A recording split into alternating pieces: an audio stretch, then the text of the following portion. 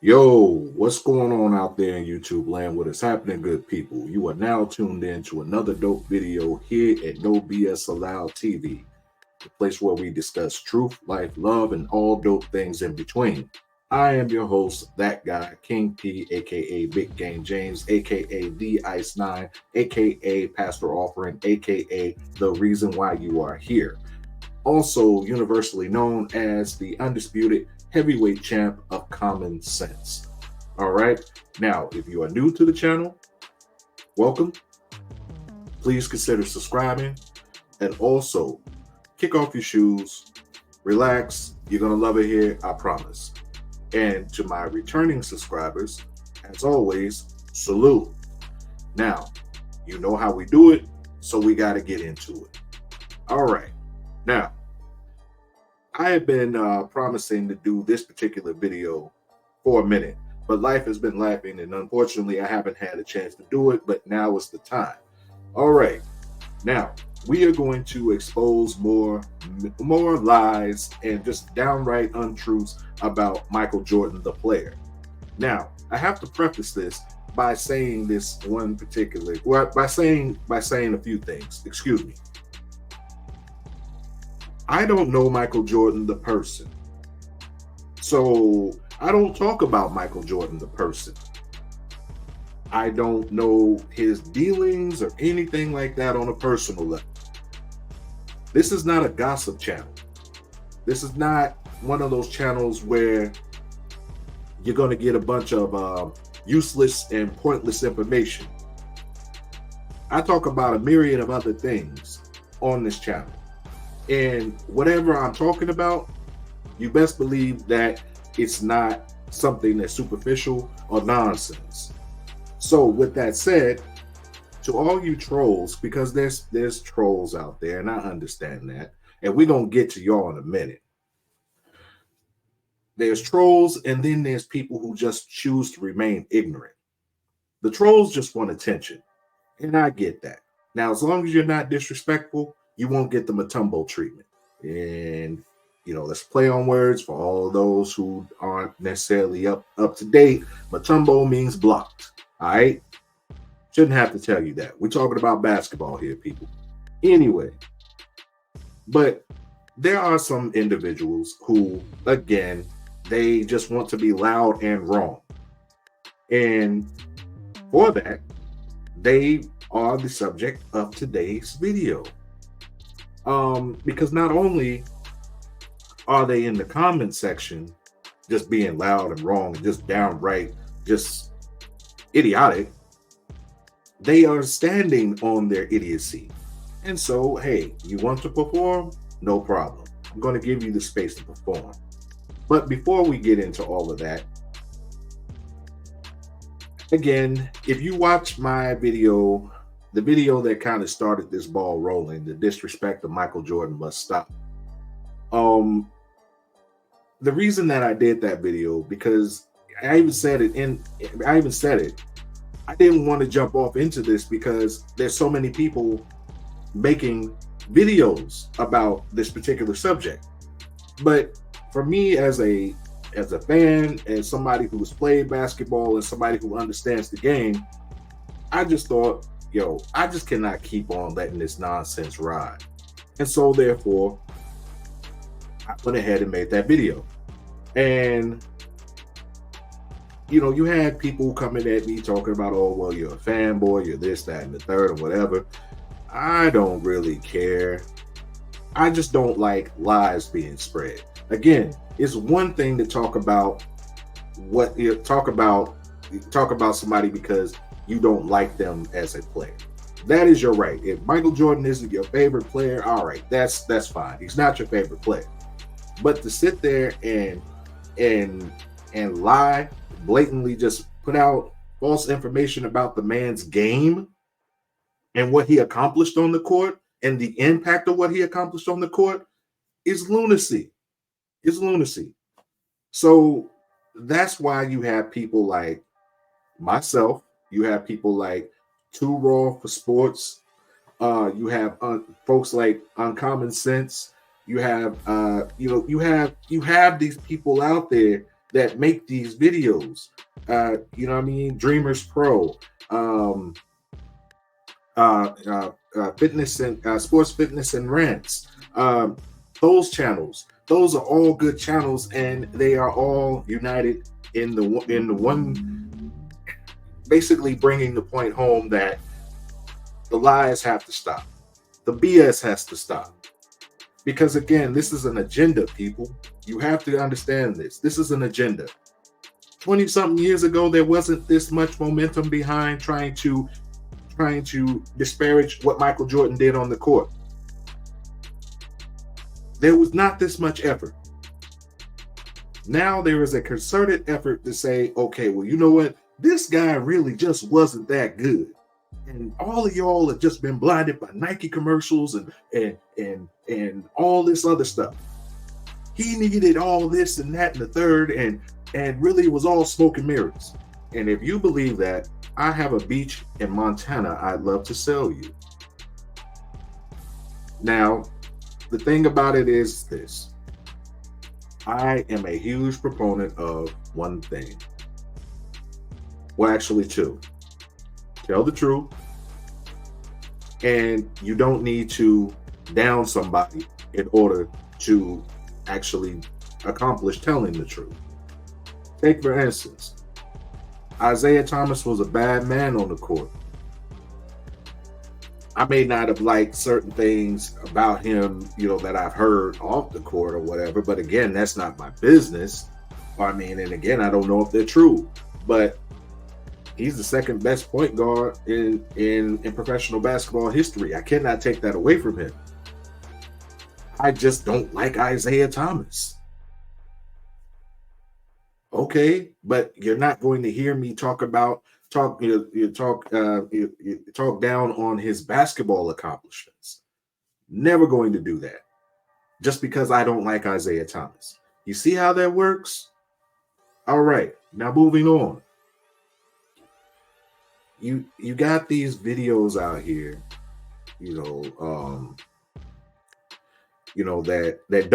that put out these crazy narratives and everything, but they fail to give you one thing, and that's context. Like, okay, the one big talking point for all Jordan haters is Michael Jordan in the 80s lost every time in the first round. He got swept by Larry Bird and the Boston Celtics, which is true. However, you got to do a deep dive into this. Now, an L is an L is an L, but you got to understand this. Michael Jordan's rookie year, the Bulls were not a good team. It's why they ended up with the third pick that became Michael Jordan. Okay, so it was basically Michael Jordan and Orlando Woolridge. Now, to you kids out there who don't know who Orlando Woolridge is, he was a pretty solid NBA player. He wasn't a scrub by any means. He wasn't a superstar, but he was good for 20 points a game, 6 or 7 rebounds. He didn't play much defense, but he was the predecessor of the athletic forwards that we have in the game today. All right, that was Michael Jordan's running mate. Well, now rounding out the team were a bunch of cast-offs and misfits and guys who had drug problems, Orlando Woolridge included. This is not talking down on him or anything like that. It's public knowledge. Google is your friend. All right. Now, you go into that scenario with a rookie Michael Jordan who by the way, that year, his rookie year, he made all NBA second team his rookie year. He averaged almost 30 points, 28 points a game, won rookie of the year. He began to change the face of the Chicago Bulls franchise. They make it to the playoffs. They play Milwaukee, and they get gun smoked. They just didn't have the manpower. Okay, the next year, 86. Michael Jordan breaks his foot. He's out most of the year. He comes back, plays the last couple of games, the last few few games, going in, to help the Bulls make the playoffs. And he has to face the mighty Boston Celtics. The mighty Boston Celtics, which had five Hall of Famers. And again, I just told you who Mike was working with. Now, again, an L is an L is an L. So, not making any excuses. I'm just providing context. The 1986 Boston Celtics team is one of the best teams in NBA history. Again, 5 Hall of Famers on that team. Larry Bird, Kevin McHale, Bill Walton, Robert Parrish, Dennis Johnson, against Michael Jordan, Orlando Woolridge, Granville Waiters, Dave Corzine, Quentin Daly. Now, Iceman Gervin was on the Chicago Bulls team, but he was washed by then, so he really couldn't help the Bulls like that. But Mike did all that he could. Got 49 the first game, got 63 the second game. Had a much quieter third game, but again, he did all that he could. But he got swept. Again, just didn't have the manpower. Now I'm going to stop there for a hot second because, see, here's the thing.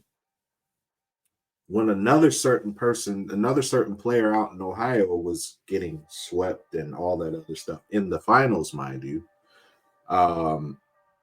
they were saying, okay, well, he didn't have any help. Such and such player was injured. This player was injured. He had to do it all alone and all that.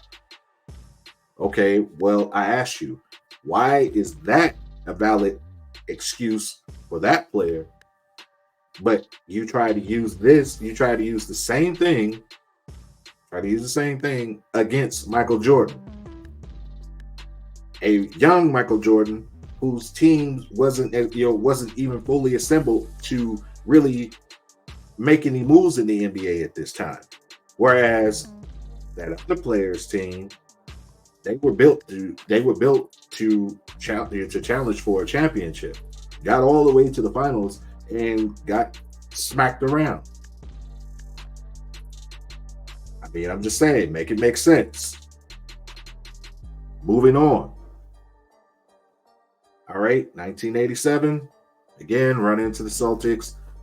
The Celtics were still they were trying to go for a repeat. They were still a strong team. Mike didn't have the horses. I mean, he was still pretty much a one man game. Now you could say, okay, well, he was ball hogging, or he was this, that, and the third, or whatever, whatnot. Again, I just ran you down the personnel. Well, at 87, Orlando Woolridge was gone. And they had Charles Oakley. Well, they had Charles Oakley in 86. They had Charles Oakley in 86. But Charles Oakley has never been known as this great scorer or anything like that. He did make an all-star team, though. Shout out to the Oak Tree. All right. One of the true enforcers in the game. But, again, the Boston Celtics in 87 had more firepower than the Chicago Bulls. And even though Mike was doing his thing, he didn't have the horses. So again, couldn't get by Larry and his merry band of Celtics. So got swept. All right. Well, so the Bulls never faced the Celtics again in the playoffs. They never faced them again in the playoffs. Mainly because the Bulls' records was getting better. So they weren't like, just barely getting in the playoffs. Because in 1988, we're still in the 80s now. And the myth is that Michael Jordan didn't get out of the first round in the 80s. He just kept getting swept and he just couldn't do anything. Well, Again, I'm here to tell you it's wrong, because in 1988, they beat, in the first round, they beat the Cleveland Cavaliers. Yep, beat the Cleveland Cavaliers. First round, MVP season. Mike is averaging 35.5 points a game. And, you know, he wins MVP. He wins All-Star Game MVP. He wins Slam Dunk Contest, repeats of the Slam Dunk Contest, all that. Defensive Player of the Year. He did everything on an individual level that you could possibly do, except for win the ring. But that was coming. It was coming. And also on this team, in his rookie year, was one Scottie Maurice Pippen, who was averaging 7 points a game. And I had to throw this in there because, you know, the detractors for Jordan, they always want to say, oh, well, you know, Mike never got out of the first round until Scottie came. Okay. Scottie was on the team, but Scottie was not a factor. Scottie couldn't get off the bench behind Brad Sellers. If you don't know who Brad Sellers is, Google is your friend. Again, Scottie averaged 7 points. He averaged less than that in the playoffs, but they beat Cleveland. And you know, Mike had a 55-point game in that first round. You know, the Cleveland series was, you know, pretty good. Going into 1989, we're still in the 80s. And the Chicago Bulls are actually a bit worse than they were the year before, somehow. But they face Cleveland again. Cleveland, now again, these late 80s and early 90s Cleveland Cavalier teams were no joke. You had Brad Daugherty. I'm slaughtering his name right now, but Mark Price, Ron Harper, they had Larry Nance, they had John Hot Rod Williams. All of these guys are good players. They were not scrubs. They were not plumbers. In fact, we could talk about Ron Harper, for a quick second. Ron Harper was they viewed Ron Harper as Michael Jordan's equivalent. He wasn't quite that, but he was really a good player. He was very athletic, had a similar style to Mike, but he was a great defensive player, but he wasn't the type of scorer that Mike was, and also he wasn't the shooter that Mike was. But Ron Harper was, before he got hurt, Ron Harper was that dude. Check him out.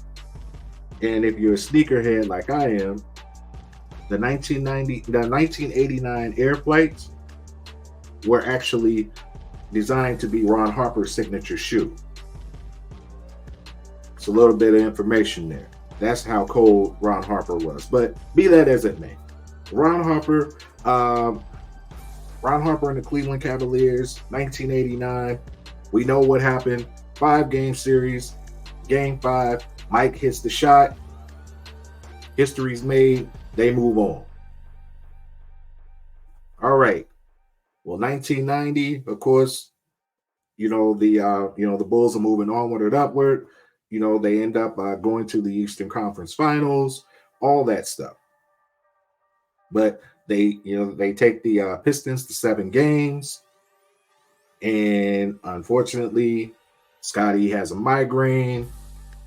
The rest of the team does basically nothing. And the Bulls end up losing in 7 games. But I just wanted to put that out there because, again, that's another myth that has to be eradicated. There's a lot of uneducated people out there who are just basically spitting nonsense. And they're just talking because their mouths work. They're talking because they have video equipment and they can get online and they say all types of nonsense. Just like ever since Rasheed Wallace said that BS about Mike not being that good of a defender. You got all these cats making these videos talking about, oh, well, look, see, right here. Look, this is what Rasheed was talking. Man, shut up. Because for every play that you see that somebody scored on Mike, or he may have missed it, he may have missed a steal or something, or this, that, and the third, there was a lot more times when he was successful in locking somebody up. They don't give Defensive Player of the Year trophies to people who don't actually play defense. And do you know how hard it is to get a Defensive Player of the Year award as a guard? Man, you dudes sound crazy. You need to stop that. Get that hate out your blood. But speaking of hate, I know you see these comments up here, so we're going to get off into these comments because, hey, that's part of this, what we do here. Now, shout out to all of you who have, who made positive comments and whatnot. I try my best to respond. I see you all, you know what I mean? And, whatnot. And for the most part, everybody's been really respectful. But some of you cats, man, like Mr. Stephen Corbett, 2752. He's on here. I believe this man is unhinged. He really does need to see somebody, because he was just spouting a bunch of nonsense. And we don't do nonsense here. But since he wanted to make an appearance, we're going to put him on that Summer Jam screen. He said, just imagine Rick Mahorn, Bill Laimbeer, John Sally, and the young Dennis Rodman had just started to mature. The Chicago Bulls had no chance. They had to stifle the Detroit Pistons in '89, having them get rid of Rick Mahorn due to expansion. I just sat there and told you all that in 1990, the Bulls took the Pistons to 7 games. In 1989, they took them to 6 games. As brutally contested as these games were, these were not blowouts. These were not. It wasn't. Oh my God! The Bulls were just getting washed by the Pistons. The Pistons got the better of the Bulls, but it was not a situation where it was just that the Pistons were running roughshod over the Bulls. Like they just had no chance. That isn't what happened. So you, Mr. Stephen Corbett, I'm gonna need you to take your meds. All right? Stop getting on the internet lying. And the NBA didn't force the Pistons to get rid of Rick Mahorn. They chose to. They could have chose any other player, but they chose Rick Mahorn. Okay. Anyway, he said, one new league rule, the defensive-minded Pistons were the best team in basketball. Best team ever. No. The Pistons were never the best team ever. They were great, but they were never the best team ever. And what new league rule? The rule that said that you can't body slam somebody, you can't clothesline somebody, you can't drop kick them when they come into the lane? Okay. All right. Anyway, they are still close, gentlemen. Dennis Rodman saved us from nuclear destruction. Man, hold on, man. None of this has anything to do with basketball. You are just talking out the side of your neck. You're just talking out the side of your neck. You're just talking just to be talking. You need a whole 6-pack of shut up. Anyway, Dennis Rodman saved us from nuclear destruction by meeting with Kim Jong-un before President Trump could meet him. What the hell does that have to do with the price of tea in China, sir? The Chicago Bulls, before they swept the Pistons, went on a verbal tirade admonishing the team, digging them, saying their championship were undeserving and they were going to clean up the league. Yeah, whatever. Okay. The Bulls said how they felt, and okay, all right. What's wrong with saying, okay, well, if you don't like a team style of play, You don't like their style of play. I don't really know what you're getting at here. Well, Mr. Jordan, chivalry went out the window when you dog a defending champion and Detroit a city out. Sir, you ate crayons when you were a kid, didn't you? You did. You did. You write like you ate crayons when you were a kid. You probably still do as an adult. He started it, Michael Jordan. What? Man, what are you even talking about? The Detroit Pistons had to dethrone the Boston Celtics, a dirty, physical, wickedly great team led by Larry Bird. He got all the calls and racist media spit on Detroit. The Detroit Pistons had to adapt to finally beat the Celtics at their own brand of basketball. Now, I will agree with you with one thing. The Celtics were a physical and also borderline dirty team. This was the 80s. And a lot of teams played physical, hard-nosed basketball. No easy layups. You had teams like Milwaukee. You had teams like Philly. You had big bruising men, that protected the lane. You had to earn your 2 points. So when you seen those cats back in the day, you getting dunked on and all that other stuff, best believe, man, those cats earned those 2 points. But whatever this dude is talking about, he's just talking out the side of his neck. And see, this is the type of thing that we're not going to tolerate here. All right. He's just rambling to be rambling. So yeah, we later for him. Now, there was somebody else that I was going to put on this Summer Jam screen. Gonna keep on, we're gonna keep on going here.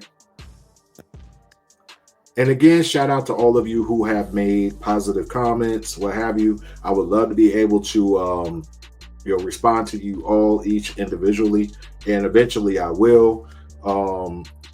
But again, it's crazy how some of these folks, man, just you mentioned Jordan and they just come out with just the craziest nonsense they could come up with, and it's lies and unsubstantiated BS. All right, let's see here. But I do want. Let me read this one. This is a positive comment, and shout out to you, Rob Chelsea 4591. Yes, another anchor to reality. Guys like you are the paperweights holding down reality in this new wind of hot air and BS. Imagine having to dedicate your effort to twisting the truth to bring somebody down in order to appear closer to that standard. Like 90s competition being weak is simply a complete flip-flop of reality. We old guys saw it as it was more intense, far more physical, far more defensive-minded. Pippen and the rest of the team raised their game to that level because MJ set that bar. So many of these tactics used to boost Bron are low down garbage. Nobody has stooped to try until now. Bron was a gifted athlete that the sports media tried to turn into the next MJ. Problem is the mentality of an MJ or Kobe is so rare, so no amount of hype could make him one of those super competitors. But they sure have pushed the narratives, and these Bron fans are just that crowd who brought the sales pitch. Yes, sir. I couldn't have said it better myself. Shout out to you, sir. That is exactly what has happened. Now, up under this, there's Prince 21781.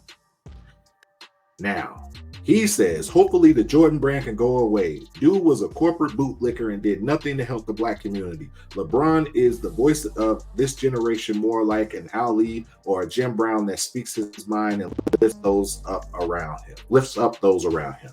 Sir, as I stated in the beginning of this video, I don't do gossip. I don't do all that other BS that these other channels do. I don't pocket watch either. I have no idea what Michael Jordan does with his money. I don't care. He's not giving me a dime. I don't work for Jordan Brand, and you, sir, don't work for Jordan Brand. You don't work for any of the companies that Michael Jordan owns or represents. None of that is relevant to what he did as a player. So you getting on here in my comments talking a bunch of nonsense that nobody asked for is the epitome of basically spitting into the wind.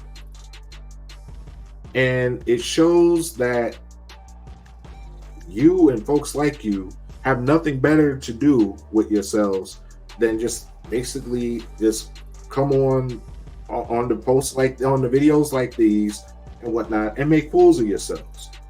You want attention that bad because you didn't get it as a child. I don't know. But at the end of the day, we're not going to tolerate that here. I hope you enjoyed your little 5 seconds of fame, sir. But yeah, whatever. Okay, and we have another comment from Stephen Corbett, 2752. Again, this man is really unhinged, and I'm not really going to keep on reading his comments, whatnot, because he was reaching, and I hope he stretched before he did all that reaching, and he was just talking crazy. So we're not even gonna worry about him. Young Goat says Michael Jordan disrespect. He's the most praised athlete in sporting history. Be that as it may, sir. And I get what it is you're saying, but see, what I'm talking about is this: the disrespect of Michael Jordan's game, his game, and his impact that he's had on the game. When you say things like a man who once averaged 37.1 points per game cannot come, if you were to drop him into today's game where defense is basically non-existent and it is not encouraged at all, you mean to tell me that a man with his ability to score, his athletic gifts, and his competitive nature wouldn't be able to average over 40 points a game? That's crazy. That is crazy. Nobody is going to stop him. But again, I digress. Thank you for your comment, sir.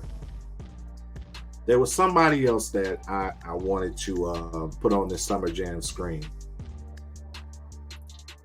Yeah. Mr. Roberts Seifman 7543. All right. Not the GOAT, not even the best guard to play. 12 for 35 shooting nights. Carter's is carte blanche, sir. You're saying Carter's blanche on foul calls, and he doesn't tip service people.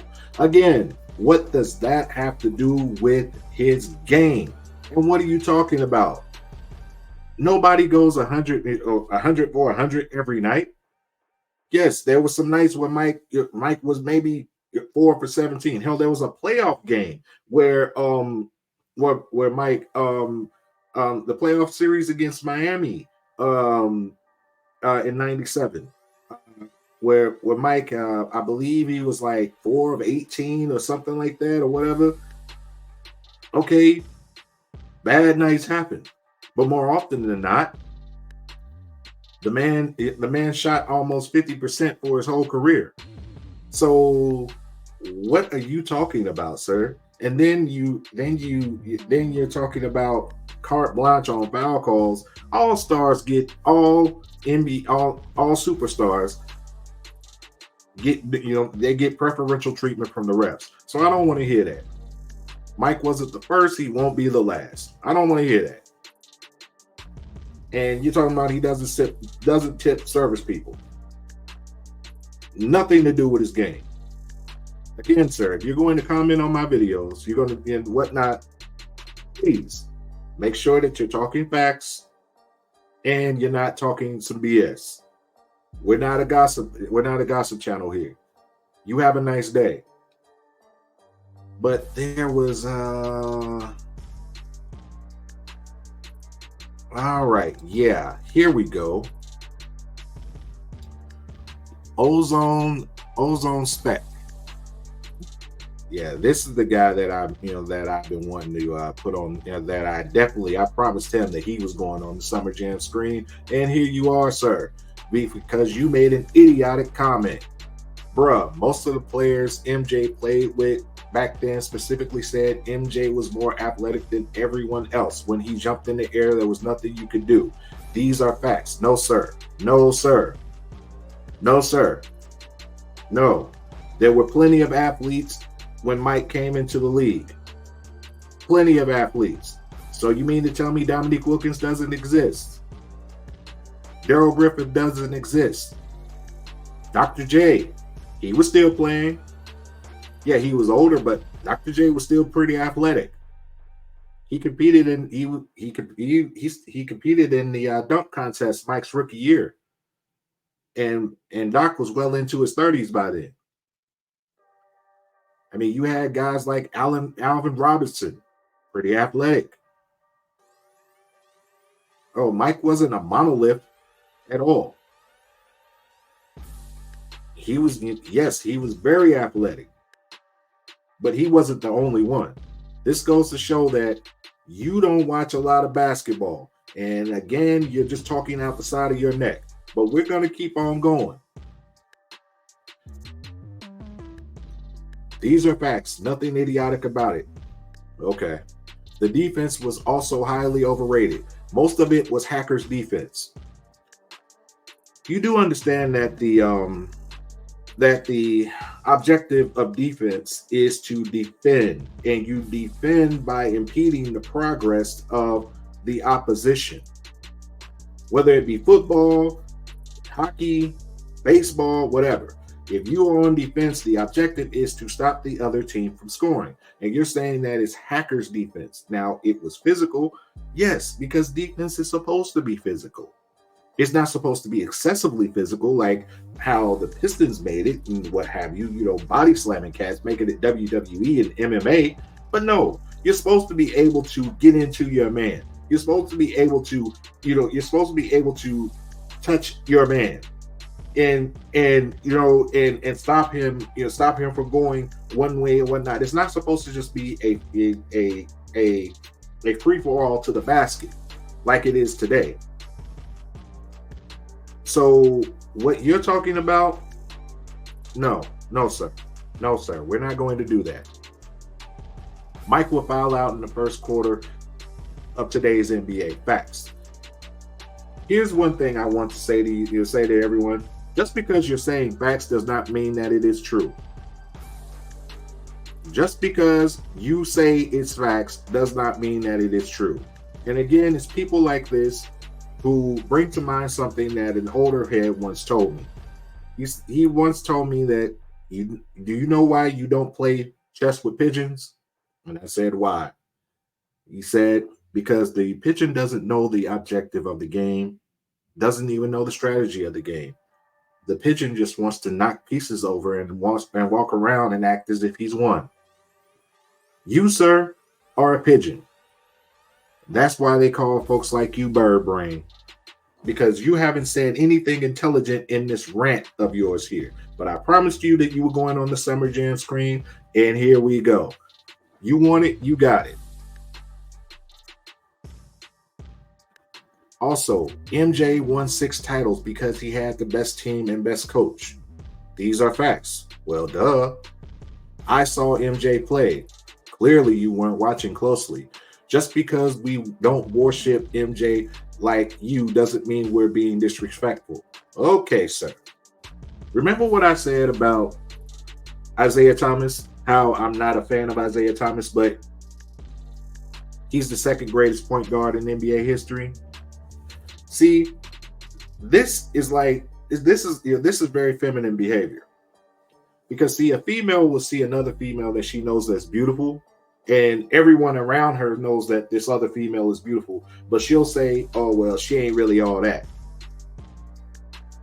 See, don't be a hater like that, man. Get that out your blood. Get that out your blood. You don't have to like MJ the player. You don't have to love MJ the player. That's all right. If you got, you think player A or player B, whatever is better, all right, that's cool. But to sit there and say that, oh, well, to sit there and say that the man is anything other than great is very disrespectful. We're talking about great on the court now. We gotta keep, I gotta keep reemphasizing that. We're talking about great on the court. Nobody said worship. I'm not a religious person, so I don't worship anything, but that's a personal matter. Be that as it may. Stop acting like the female who just don't want to give the other, give the gorgeous girl props, man. Stop doing that. Anyway, also, MJ shot the ball more than everyone else. He is the main scorer on the Chicago Bulls. His job was to score, sir. But he also passed a lot too. See the 1991 NBA Finals where he averaged almost 12 assists in that series. Yeah. These again are facts. You, sir, you definitely are a pigeon. I didn't exaggerate or make up anything. You also didn't say anything intelligent either. His scoring titles were won because he was literally shooting the ball more than everyone.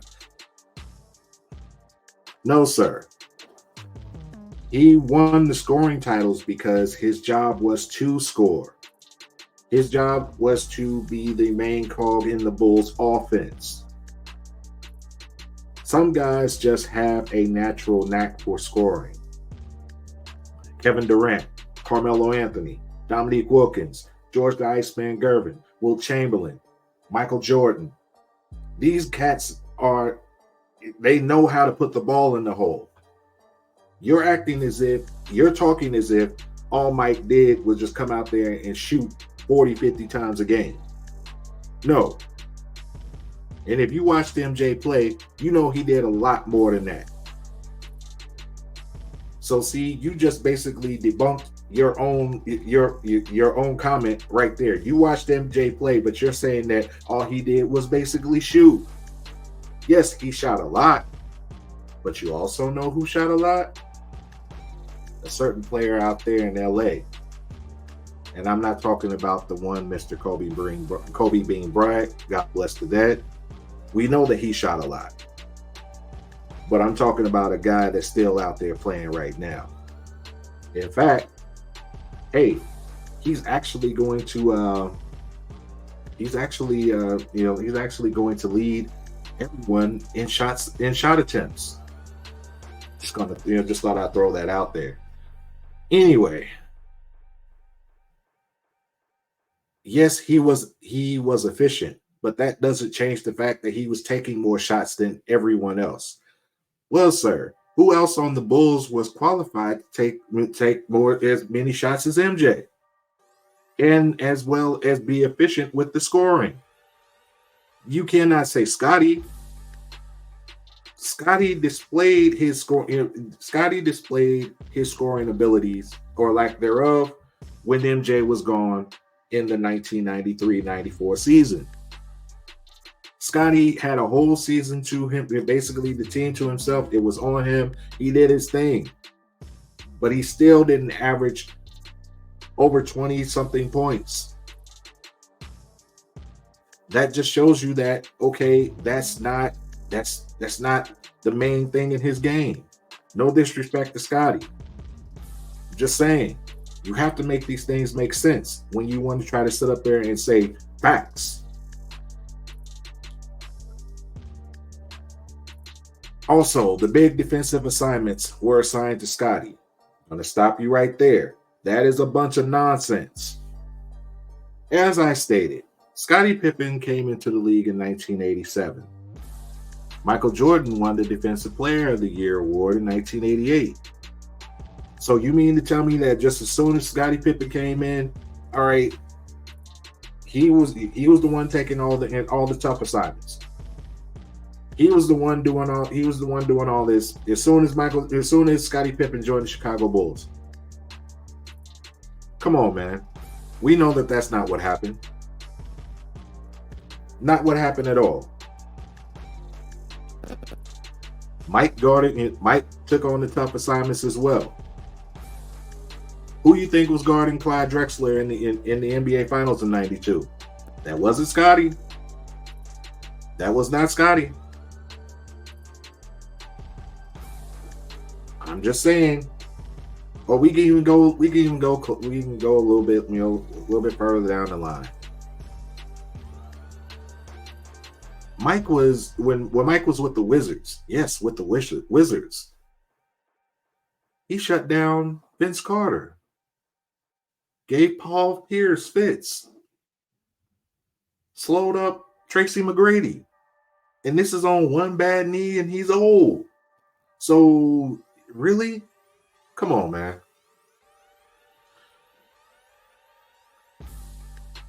The Bulls team was still very good without MJ. They were, but they weren't champions. Stop pretending like MJ was carrying some bum team to championships. No one ever said that he was carrying a bum team to championships, but if you look at the makeup of past NBA champions prior to the Bulls winning, the Bulls actually had less talent than those other teams. As much as people hate the Pistons, Isaiah Thomas Pistons, they had a lot of talent. They had Rodman, they had Staley, they had Mark McGuire, they had Lambeer, they had of course they had Dumars, they had Benny Johnson coming off the bench. They had a lot of talent. The Bulls didn't have that. Especially not during the first three-peat. You mean to tell me Will Perdue, Cliff Levingston, those cats, and again, no disrespect to them. Those dudes, are more talented than the cats that I just named. Get out of here with that. Basically, what it was is that Mike forced everybody to raise their game. He forced them to raise their game. And they raised their game to such a level, they became champions. When Mike was no longer there, you saw what happened. Then the season after that, when he came back, the Bulls were under 500. They ended up making the playoffs, once Mike came back and, what have you. And, they got to the second round, all that other stuff and whatnot. But had Mike not come back, the Bulls may not have made the playoffs that year. They may not have made the playoffs that year. Just what it is. So Mike was a very, very, very important piece of the puzzle. It's kind of like, I'm going to use a musical analogy here. Michael Jackson. When Michael Jackson left the Jacksons for good, the Jacksons came out with an album called 2300 Jackson Street. It was cool. Mike even sang on the title track. Mike and Janet, they were on that joint. It sold good, gold or what have you. It wasn't like doing crazy numbers like Thriller or anything like that, but it was still good. But the next album that they put out didn't do as well. So see, that's the same thing that happened with the Bulls. The Bulls were like the Jacksons. Once Mike was gone, that season after that, they were good. They made it to the Eastern Conference semifinals, but they couldn't get over the hump. They didn't have their main thing. Same thing. So you, sir, you need to do some more research and stop talking crazy. And you go on to say, stop it. I'm not caught up in flashy plays and glitz and glamour. Moves like fans are. I analyze all the facts. No, you don't. You shouldn't even type that. You shouldn't even type that. But hey, it's what it is, man. You know, just don't come on here with that nonsense no more. Because if you do, the next time you will get Mutombo. I don't mind a debate. I don't mind a debate at all. But see, what I'm not going to do is I'm not going to go back and forth with somebody who happens to swear that what they're saying is so much more authentic than what the facts are. We're not going to do that. And then, you know, I can sense that you got a bit of you got a bit of an attitude to you as well, very feminine. So, you know, you'll get Mutombo. You know, just watch yourself. That being said, good people, I do appreciate you all. I'm gonna land my plane there. Thank you so much for checking me out. You could have been doing anything, but you decided to go ahead and check this video out. You know, you decided to pay me attention when you could have easily paid me no mind. So I appreciate that to the fullest. Also, do me a favor before I get out of here. Like, comment, share, subscribe. All right. And yeah, you know, I'm gonna keep the videos coming. And yeah, unfortunately, there will probably be more interesting people in the comments of this video, but that's all right. If they talk crazy, they'll go on the Summer Jam screen and we'll go from there. But I do hope that you enjoyed this video. And I want to say before I get out of here, there's lots and lots of people talking, but not everybody is worth listening to. So with that said, good people, 2 fingers equals peace.